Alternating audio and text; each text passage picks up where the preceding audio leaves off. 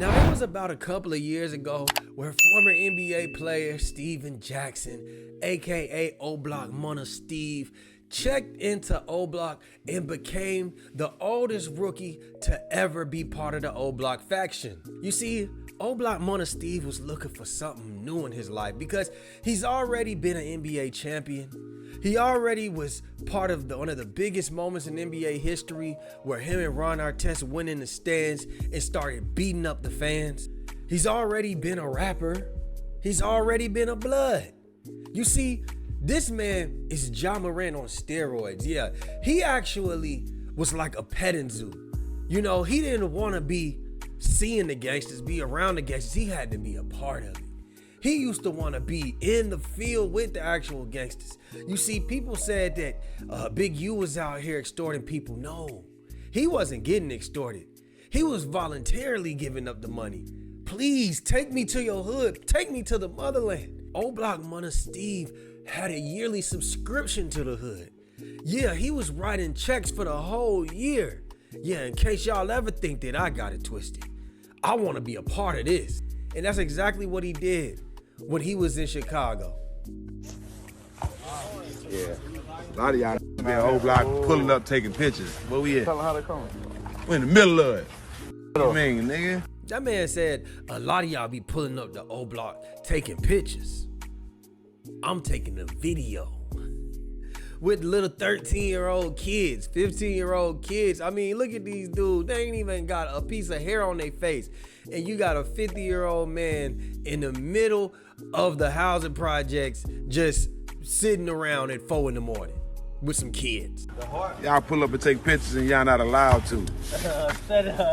They sneak. And one thing about it, if you're a real one, you don't mind checking in. Checking in. What'd you say? I check in with the real one. That's why I'm in the middle of O-Block. Where you at? You see the hoop? Where you at? I'm in the middle of O-Block. Stop.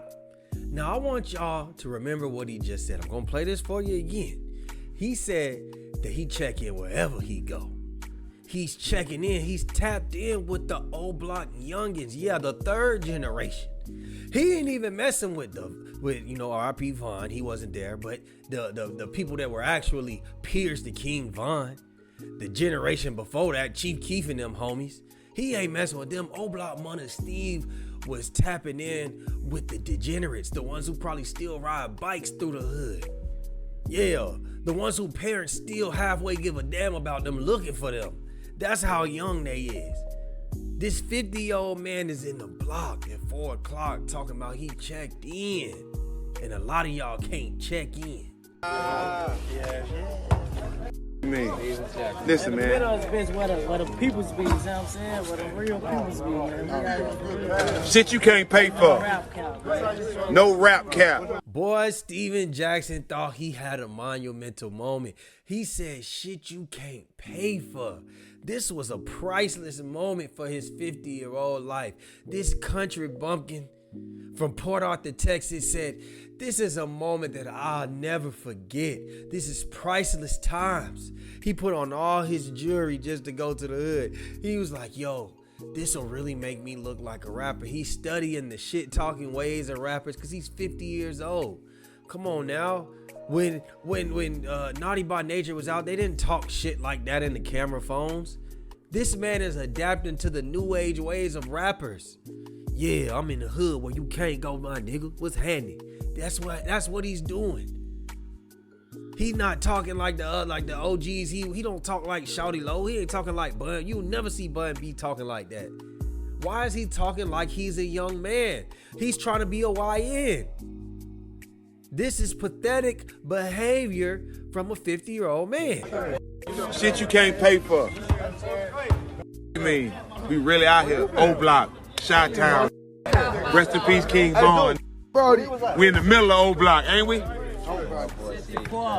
Quit playing, man. I'm everywhere, you never there. And that's the problem. Why is your overgrown O-Block rookie being ass up in O-Block talking about I'm everywhere, you never there? Now you supposed to be worth millions of dollars. You got a lot on the line. You got kids. And you out there in the middle of the hood at 3, 4, 5 in the morning doing absolutely nothing. I mean, there's even video of him over there putting up jump shots, missing every single jump shot, but it was just the experience. The experience of being in O Block is what really made his night.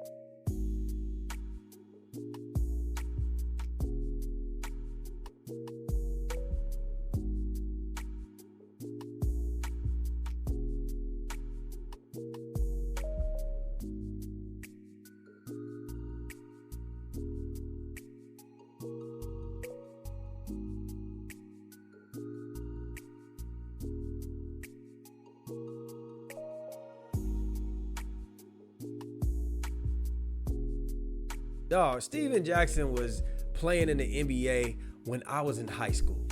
And I was in high school 17 years ago. So that's my whole point. These little kids that he's checking in with don't even know who he is. Them niggas don't look like they watch All the Smoke. They look like they really is in the trenches with All the Smoke. They're beefing with niggas that are literally, you can see down the block their territory. They live on 63rd and they beef with niggas on 63rd. And you got O Block Money Steve coming to the hood. You putting money in their pockets so they could go buy guns, my nigga. Them niggas ain't doing nothing with that but going to buy weapons of mass destruction to tear down the hood. Matter of fact, they should charge you with a body, Steven Jackson. But you would like that too much. They probably should be like, nah, we gonna drop the charges. And you gonna be like, damn, I wanted to be a part of this. I wanted to be part of the O Block 6. Now, O Block Money Steve would address this situation, and this was 2 years ago, and he's just now addressing it because he's been catching hell ever since. People have made him the butt of all the jokes, of all the NBA players that want to be street niggas. Whenever Ja Morant comes up, they talk about Steven Jackson, and I think it's fair, but he addressed it, and I think he thought that he was making sense, but he really just made it even worse. I don't bother nobody. You don't never see me bother nobody getting nobody business, bro. And let's clear up the O Block shit since we talked about that. Yeah. You can't find, I give $1 million to anybody that you can find on O Block to say I checked in. This how the whole story went. About it, if you're a real one, you don't mind checking in. Checking in. What'd you say? I check in with the real one. That's why I'm in the middle of O Block. Run me my money, Steven Jackson. Run me my money, O Block Money Steve. Run me my money. Run me my money. You said you got $1 million for somebody who said you checked in. Listen to this. Yeah, I check in with the real one. That's why I'm in the middle of O Block. We was in Chicago for the Big 3. We went out, we got fucked up. We was back in the hotel gambling and playing cards in the lobby. Will Bynum is from Chicago. He has another dude from Chicago. My drunk ass says, let's go to O Block. I mean, that's not a norm for you, though. You know what I'm saying? That's not a reach for you. No, and it wasn't surprising to nobody that was there. But this is why it's pathetic. Why is a 50-year-old man intrigued with the allure of O Block? In all seriousness, for real. Like, that's something you outgrow. Like, when I graduated, I wanted to be all through the city of Atlanta. I was everywhere. Now, you couldn't pay me to go to some of these places, right? I ain't saying that you don't ever have to go or you gotta be scared. It's not about that. It's just, why do you want to go? What was O Block's reputation? It was only based off what? The resurgence of O Block at that time was just because King Von had died. He was from O Block. O Block was popping as far as the rap game, but you're 50 years old. So I'm trying to figure out, what was the allure of you wanting to go to O Block? Especially and Will was like, you for real? I'm like, yeah, dog, let's go. They knew somebody there. They called him. Them niggas told us we could pull up. I pulled up, rolled some weed with them, smoked with a couple of them. There's one little dude, shout out Ty. I don't know what he got going on. I'm finna tell you a story about Ty. As soon as I got out there, that little nigga stuck, you know what I'm saying, got right on my hip. You know what I'm saying? Come on, little young nigga. You know, to the point where shit. If something happened to him, it's happening to me. Bro, he just stuck to me. You know what I'm saying? Gave him my weed, he rolled me and him smoking together. So I'm out there shooting. Do you hear yourself?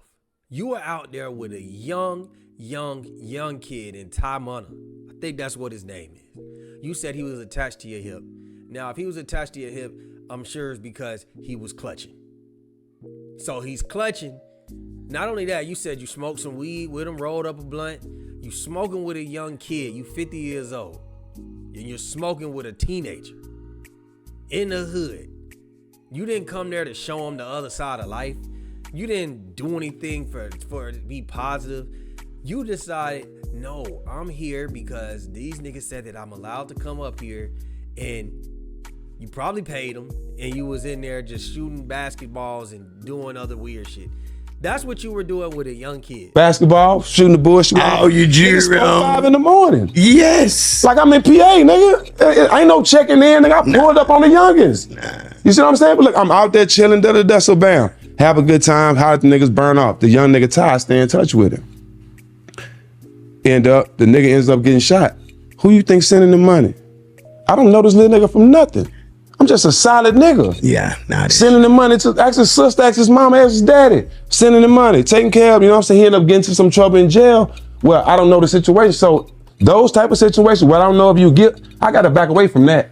Right. You know what I'm saying? Because it's not my obligation to help you, but in that type of shit, I gotta back away because I don't want to be nowhere involved. I don't know what's going on. You see, everybody want to participate in the gangsterism until the gangsterism shit go down. If you were real one and you was holding him down after he got shot, and you was smoking weed with him, and you was taking care of him, hollering at the family when he go to jail, where you at? What you mean? See, this is the problem.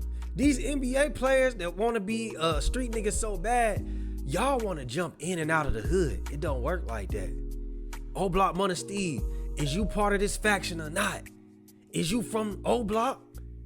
Nigga, you gotta pay your dues, nigga. Yeah, you gotta chip in. Even when I go to jail. These niggas be rapists and all that type of stuff, and they friends still be cool with them. I ain't saying I do that because I'm a man of principles and morals, and I'll never just be hanging in O Block. But that's what you wanted to be a part of. So you gotta take the good with the bad, O Block Money Steve. You know what I'm saying? So I'm glad I went to O Block, bro. And you it's the first time you just spoke on it. The problem is, everybody can't go. That's the problem. 5 can go. We can't just pull up like that, so we gotta hate on it. Yeah. You know what I'm saying? Shout out to O Block, man. I'm glad I was able to tell that story, man. And I'm glad I pulled up. Shout out to Will Bynum and everybody else who made that happen, man. Man, that's the #1 thing. When somebody clown you for clown behavior, they turn around and say, nah, you just hating on me. This is a 50-year-old man saying, nah, they just hating on me. Everybody can't go. That's why they hating. I don't know no other grown adults, like grown adults, that have aspirations of going to one of the most dangerous blocks in Chicago. The only way niggas is doing that is if it's for content. I'm gonna be honest with you. And that ain't the best idea. So I'm over it. O Block Money Steve, you're in your second childhood, and I'ma just, wish you luck, brother, because you don't get it and you never will. So y'all let me know what y'all think about O Block Money Steve, man. Do y'all think he's a clown, or do y'all think that he's right, man? This was a priceless moment, and that's what he had to do. Hey, like, share, subscribe, comment, hit that notification bell. We out, baby. Boom.